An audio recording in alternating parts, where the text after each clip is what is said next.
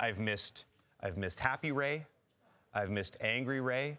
I've missed the Ray that texts me asking me for free golf clubs all the time. Actually, I don't miss that because it still happens. I miss doing my theme song for your segment, which was "What's Buggin' Ray? What's Buggin' Ray?"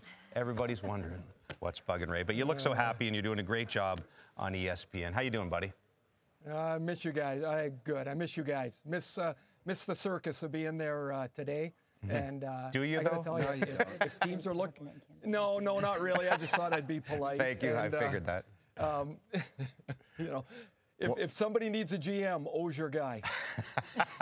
One of my favorite things always, Ray would be next to me usually on Trade Center, and around, I don't know, 2 o'clock and then 4 o'clock, he'd look at me and he'd go, "This is never going to end." And it was the saddest, most desperate face I'd ever seen from you. Let's get into analysis, which is what you do as well as anybody else in the hockey world. So you've watched what's happened, particularly in the Eastern Conference with the top 6 teams. Which GM in your mind do you think has made the most impactful move so far? And which GM do you think has to get moving? Well, I would say Tom Fitzgerald in New Jersey has made the most impactful move. He picked up what I think is, at this time, the most impactful forward that you're going to have, and that's Timo Meier. Now, of course, Patrick Kane and Tarasenko and the guys in New York will have something to say about it. But in a conference that's just loaded at the very top, the fact that New Jersey and the Rangers and Toronto and Tampa have all kind of thrown all their chips in and maybe out in the first 10 or 12 days of the playoffs is really remarkable. Fitzgerald has made a really bold and aggressive move for a team that is on the rise. I mean, Jersey has been really impressive. Meier gives them just another kick at it. I really like it. And as far as to make a move, I would say Brad Treliving in Calgary. If there's one thing I've seen from the Flames this year, it's they've perfected, it seems, the way to play well enough and not win. They get themselves right to the finish line, and they can't find a way to win, whether it's goaltending one night, it's lack of offense last night, whatever it might be. The Flames, who had a real tough summer, I thought they were going to be a really good team this year. They're not. Maybe they can make one move, but maybe they say, you know what, now's not the time. I know you don't know yet which first-round series or series that you will be covering for ESPN, but I'm sure you wouldn't mind either Leafs, Lightning, or Rangers, Devils. How great will each one of those be? Oh, I think they're 2 premier series of 4 of the best teams in the National Hockey League, and unfortunately, all of the 4 of them, 2 of them are going to be out in the first couple of weeks of the season, or of the playoffs rather.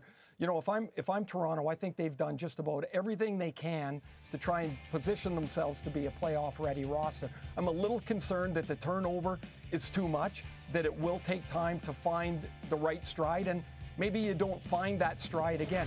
I also worry that you're going to have to play Andrei Vasilevsky, and what if you score 6 goals 3 times in the series and Vasilevsky makes 45 saves the other 4 games? I mean, I think Toronto is as good as Tampa. I think they can beat Tampa. I worry about that. The Rangers, I wonder if they're a little slow to keep up with the track meet of the Devils, but the Devils are really inexperienced, and I just think those 2 series are going to be awesome. You talked about, so who do you pick a winner in each? Sorry, I'm just going to say, yeah, I'm going to take the Rangers, James, on experience and the fact I think Shesterkin will find his game. I'm going to pick the Leafs in 7.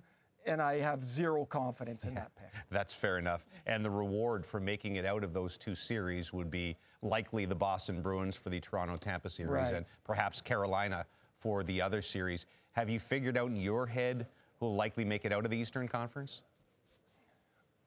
Sometimes I think the obvious choice seems too easy, but sometimes the obvious choice is the right one. For me, I think the Bruins are a perfectly constructed team. They've got depth, they've got size, they've got amazing goaltending, they've got this experience, and they have a mojo this year that you just can't find.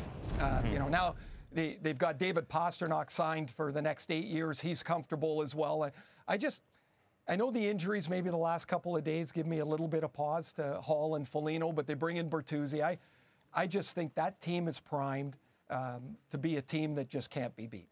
I said I missed Grumpy Ray a lot, and although we're all sad that you're not here, you probably, for you, picked the best year to not be with us full-time on Trade Center, because the guy who replaced you and does an unbelievable job, Mike Johnson, doing the Leaf games, did the Leaf game last night in Calgary and had to fly the red eye on long delays to get here, still making his way here. I don't know if MJ's here yet. Gord's here. I just keep thinking, what would Ray have been like sitting next to me after doing the Leafs game, taking the red eye, and then doing a 9-hour show? Ray, what would that have been like? I think there would have been a lack of poise, a lack of patience, a hunger that probably couldn't be settled. Right. You would have an earful from your left there, Jim. It still would have been fun. We love you, buddy. Hope the family and Cammie and the kids are great, and look forward to watching you the rest of the season in the playoffs on ESPN. I miss everybody at TSN. It's an amazing place to be, and miss being on that panel with you guys. I said Everybody goodbye, but well. I think we have another segment, don't we? A little bit later on. Yeah, I'm coming back, but I'm not talking to you. I'm talking to Hayes. Hayes has got these hypotheticals we got to get to, so we'll get there. That's a legitimately strong choice. That is Ray Ferraro with us.